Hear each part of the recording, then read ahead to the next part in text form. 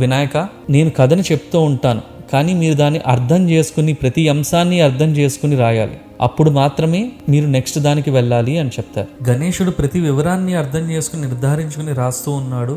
మీరు త్యాగం చేసినప్పుడు మీరు లాభపడతారు, మీరు పొందినప్పుడు మీరు కోల్పోతారు. అదేమిటి అని వ్యాసుడు గణేశుడిని అడుగుతారు. అప్పుడు గణేశుడు వెంటనే అది అహంకారం అని చెప్తారు.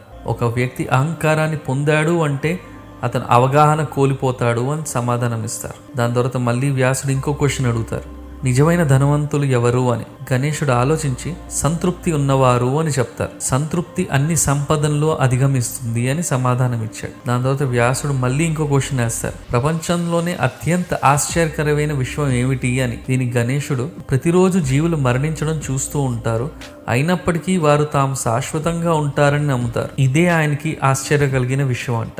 ఈ సరదా సవాళ్ళ మధ్య ప్రపంచంలోనే అతిపెద్ద గొప్ప కావ్యం మహాభారతం ప్రాణం పోసుకుంది.